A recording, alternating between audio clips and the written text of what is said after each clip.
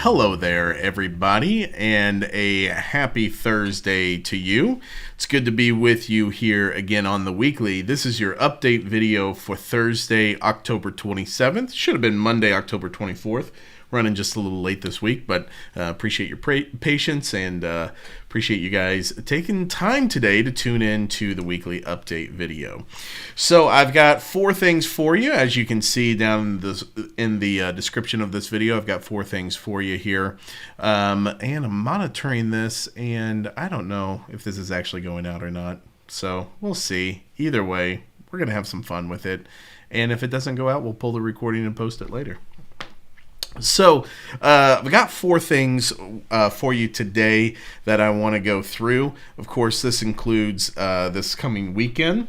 I've been in touch with those of you who are in the band about the set and everything like that. But for those of you working behind the scenes and those of you who are just going to be attending the service, I want to make sure that you know what's happening as well.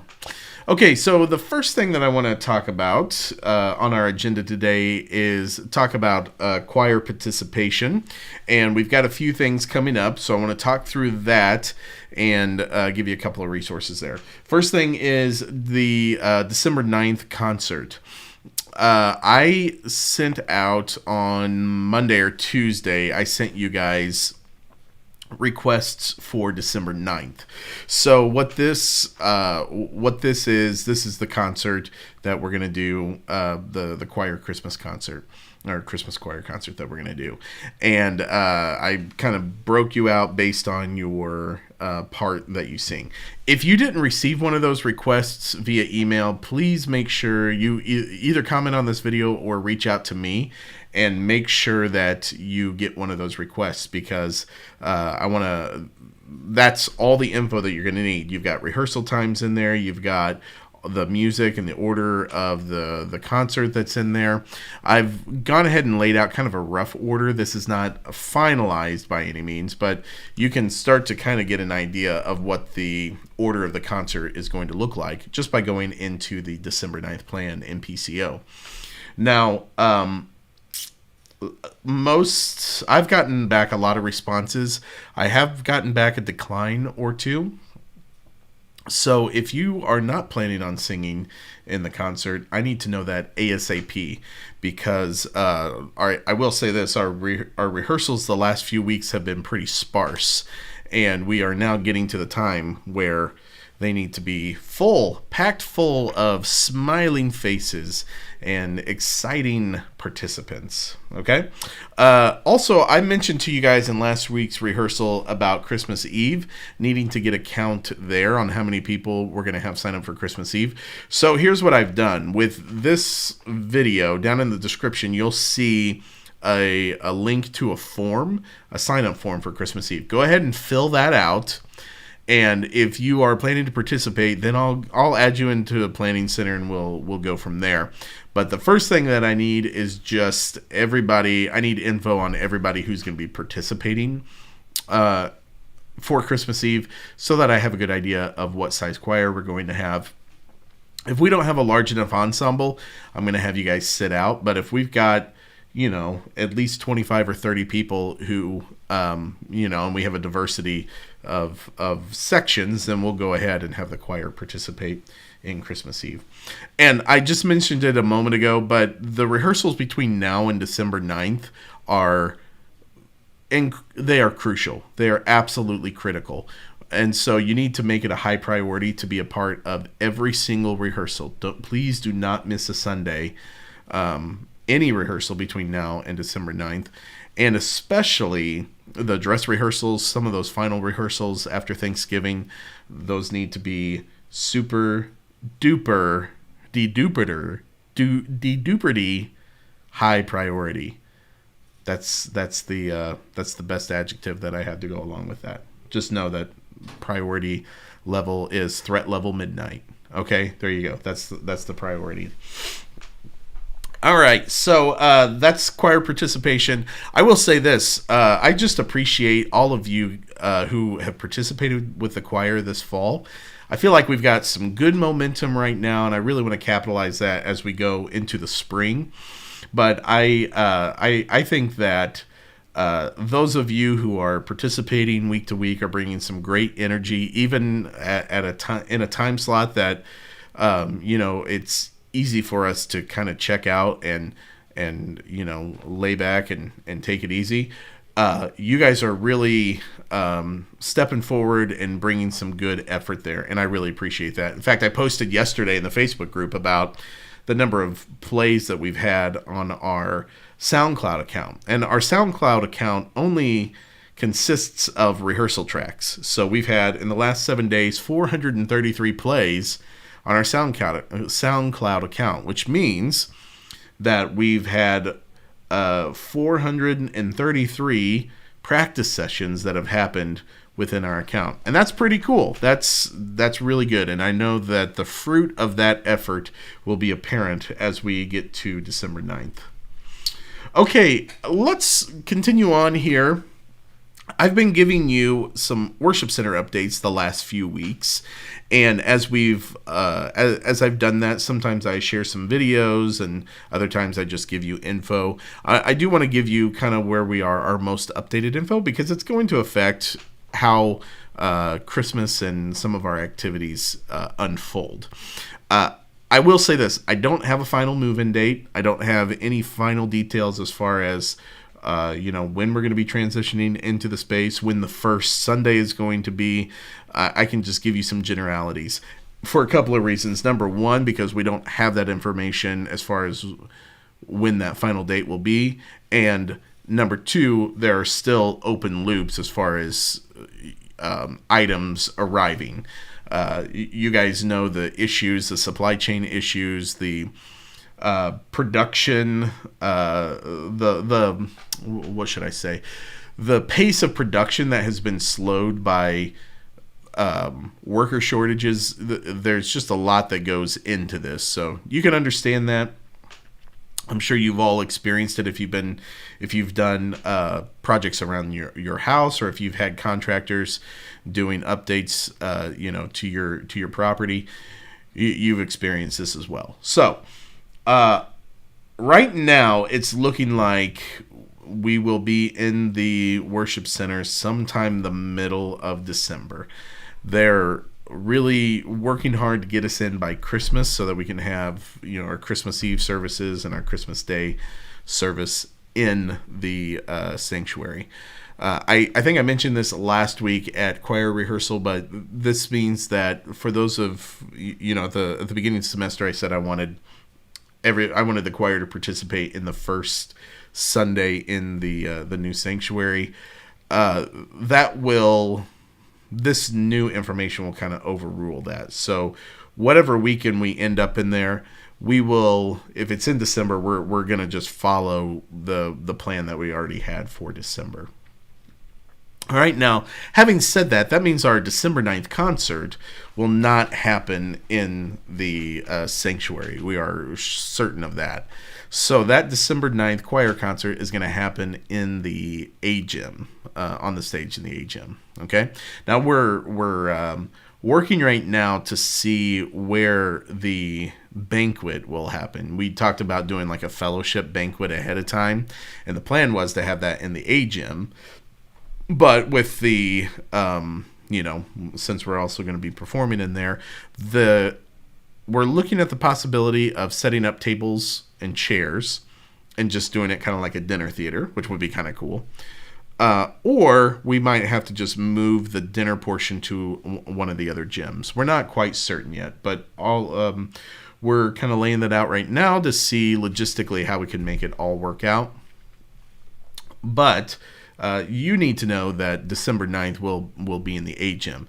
Now, having said that, the gym is a pretty great place to perform, all things considered, being that it is a gymnasium. I don't know about you, but when I was growing up, I think most people experience this, that your gymnasium is also your concert, where you have concerts if you're in band or choir. It's where your drama, typically there's a stage at one end, and so that's where your drama happens, your graduations, everything happened inside of the gymnasium. And the gym was, a hardwood floor. Ours was hardwood ceilings too, concrete walls at each end that the only treatment they had were pads to, keep the basketball players from crashing into the concrete walls. And then hard wooden bleachers. It was like a professional echo chamber.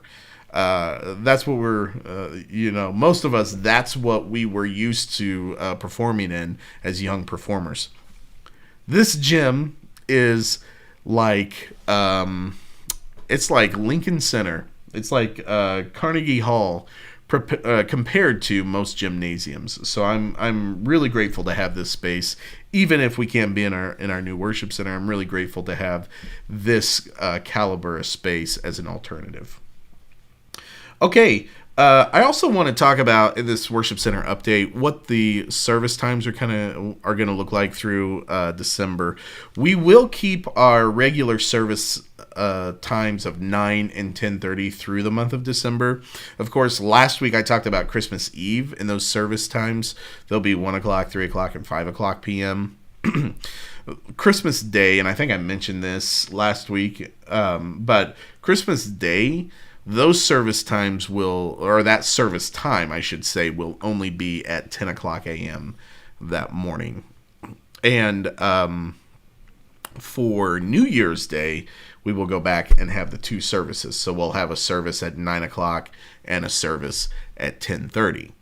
Now, if we are in the new sanctuary on January 8th, which Lord willing we will be, if we're in the new sanctuary on January 8th, then our service times will begin our new service times, which will be 8:30 a.m., 9:45 a.m., and 11 o'clock a.m. So 8:30 a.m., 9:45 a.m., and 11 o'clock a.m.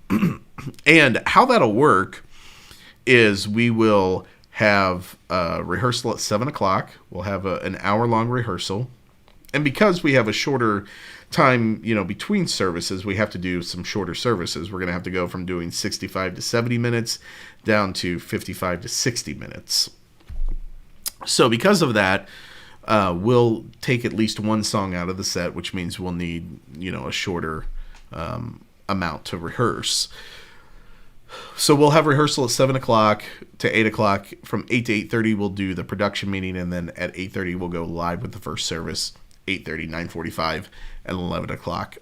At that time, I will also have the rhythm section. I've been having you guys kind of sporadically come in at 6:45 or at 6:30, or some weekends we just all start together at 7.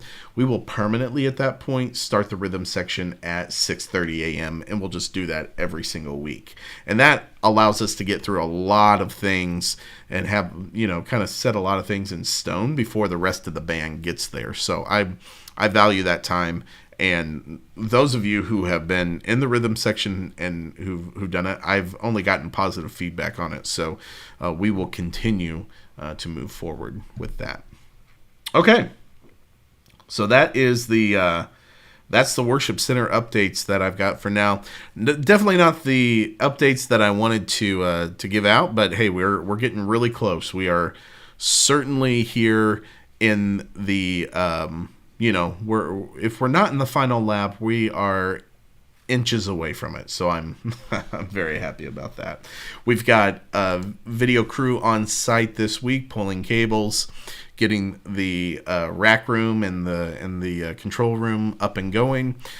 Everything is finished in the control room besides just the setup of the equipment, so that's good. Painting's been completed. We've got the new mini splits AC units that are in there. They're finishing up some electrical stuff. I mean, we're in a really good place as far as that's concerned there. And then a couple of weeks, I guess a week from Monday, we will have a crew from Absen, which is the manufacturer of the LED wall. We'll have them on site for a week to set up the new LED wall. So in that 5-day period, we should be able to have it up and running and be able to see, be able to start to see some graphics and some videos on it. So that's pretty exciting. The new computer for that is coming in soon. And then today, the countertop for the front of house booth, the sound booth in the new sanctuary, is slated to arrive, and the crew should have that installed by the middle of next week. So things are moving and shaking. Hold on tight. We're getting close to the end. Okay, let's take a look at Planning Center. Let's pop over there. I will bring up my secondary monitor here. Yeah, there we go. Let's take a look here at the plan for Sunday. We've got a full set of music. Of course, Nate will be speaking again, part 2 of his series that he started last week, Upon This Rock. This will be the last weekend for this series. Next weekend will actually be Missions Emphasis Weekend. So that's already here. It's hard to believe.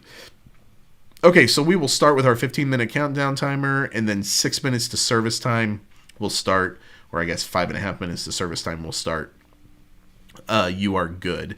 And Amanda will lead that. Following You Are Good, we'll kick right into the congregational singing time, and we'll have our call to worship from Psalm 67, 4 through 5, which is the Let the Peoples Praise You section of that psalm, and which we will go straight into May the Peoples Praise You. We'll go from that to God is For Us, and then into Welcome and Greeting. Coming out of Welcome and Greeting, I'm going to have Nate transition here with the with this section from Colossians 1:15 through 20, talking about the preeminence of Christ in all things. And then we'll go into Come Behold the Wondrous Mystery. This will be our regular arrangement that we've done of that. Following Come Behold, we'll go into Firm Foundation. This is a song that we used in the invitation a few weeks ago. A lot of you, I think it's pretty popular right now, so a lot of you are probably already familiar with this, but we'll do Firm Foundation, and then in the set with the New Spring worship arrangement of 'Tis So Sweet. This is just keys and vocals right here. As I said in my text to the band on Monday, we will probably include some light bass and percussion as well, but the horns will sit out on this one. I'll have you guys just sing along because this is going to be very familiar. Then Joe's going to pray, and we'll go from that into the message. And then this weekend will be a come forward invitation. And so Joe and I'll come out on keys, Joe on vocals, and we'll do a reprise of Firm Foundation. I'm looking at doing, let's see here, what's it say? Okay, so I'm looking at doing verse 1, chorus 1, verse 2, chorus 2 times, and then the ending. I think that should buy us enough time there. And then, of course, we'll end here with the benediction, and service should be about 65 minutes this weekend. Excuse me. All right, well, that is everything that I've got planned for today. If you guys have any questions at all, feel free. Oh, actually, you know what? Let's not wrap this up yet. That is not all I have planned for today. I put the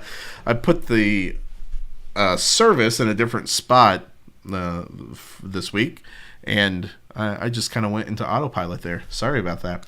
I want to end with this. I'll take 2 minutes and wrap up with this. I've got 3 recommendations that I want to give to you guys for a life in the arts. All of you, if you're on the worship arts team, you are involved with the arts. There you go. Some of you perform as musicians. Some of you are technical artists. Some of you are visual artists. Some of you have served in doing theatrical arts. We are all artists, and we're using the gift of art and creativity to serve our people.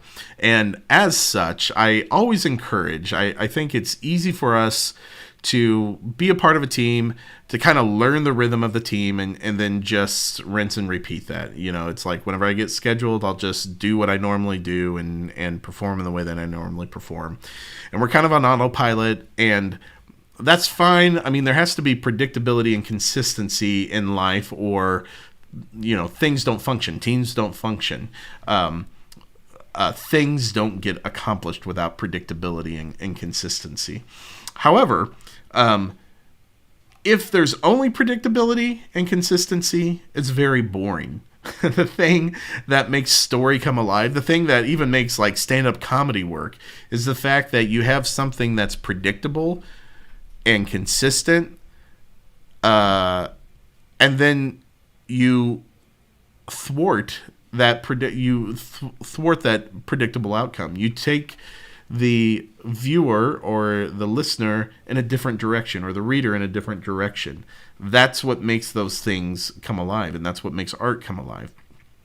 And so I've got 3 recommendations here. As you continue to pursue life as an artist within the church. Yes, you're not just an artist. I get that. I don't want to say all you are is an artist and that's what you need to lean into. No, obviously, we've got many different we all have many different aspects to our being. That's the complexity of what it means to be human. We're, all of us, if you're married, you have a spouse. You are a husband or you are a wife. If you're married and you have children, you're a parent, you're a mother, or you're a father. If you are a part of an organization, you're an employee. If you do your own thing, you're an entrepreneur, you're self-employed, you're a boss. If you have parents, spoiler alert, all of you have parents. You are a son or you're a daughter, and you have responsibilities associated with that. All of us are Christians. All of us have responsibility to in our relationship before the Lord, to the study of Scripture, to the service of the saints, and to the proclamation of the gospel across the earth. So yes, there are many facets to our being, but specifically thinking of life as an artist, I have 3 recommendations here that I want to leave you with that will help you move beyond just the rote repetition of your duty from weekend to weekend. My first recommendation is this. Number 1, I want you to serve your neighbor as yourself. Okay, this is a cousin to the golden rule of love your neighbor as yourself. Well, I want you to serve your neighbor as yourself, because really in serving your neighbor, you are serving yourself. And here's where this comes from. The modern, within the modern era, the way that artistic expression typically works itself out within our, dominant secular context is that the artist exists merely for their own self-expression. At the top of the dominance hierarchy of artistic expression exists merely the fulfillment of one's own artistic needs, whatever that self-expression may be. Sometimes this is really helpful to society, and sometimes this is really helpful to no one at all. And, maybe we can dig into this a little deeper at some point. I can pull up some examples of artistic self-expression that are not only unhelpful, but are absolutely vulgar and should be repented of. Things that we should be ashamed of, not celebrating.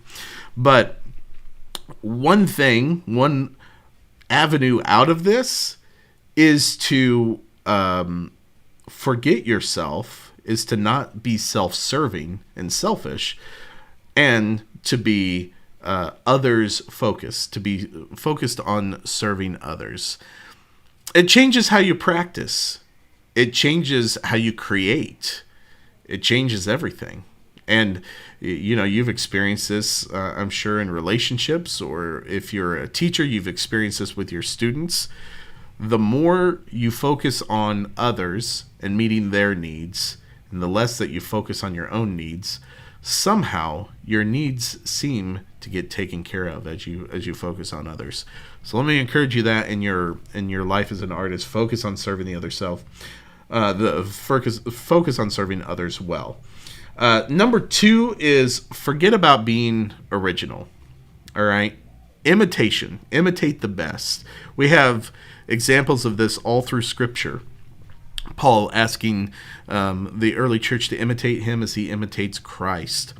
We, ultimately in our in our piety, we are seeking to imitate the one who created all of us. We're created in his image, and as image bearers, we want to imitate the one who created us and the one who has redeemed us. As artists, we want to do the same thing. We want to imitate those who are doing the best work.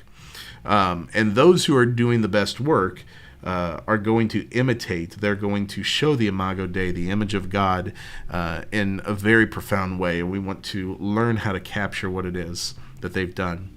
And here's the thing. I think C.S. Lewis says this about those who seek to tell the truth.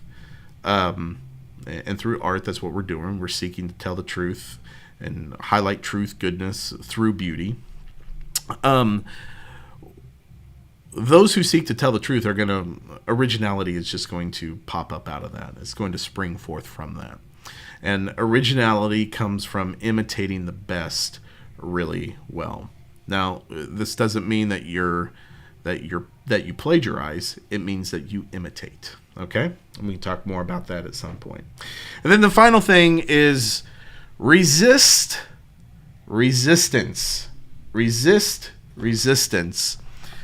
Stephen Pressfield, who wrote The Legend of Bagger Vance, wrote an amazing book years ago. It's become quite a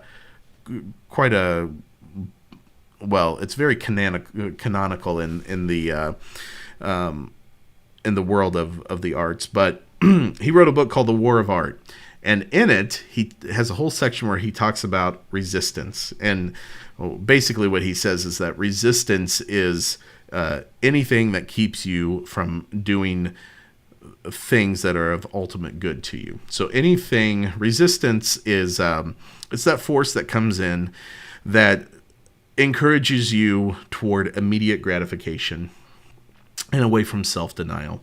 And this shows up in all aspects of our life. It shows up in whether we're able to make it to the gym or not. It shows up in our attitude toward the difficulties of life's challenges.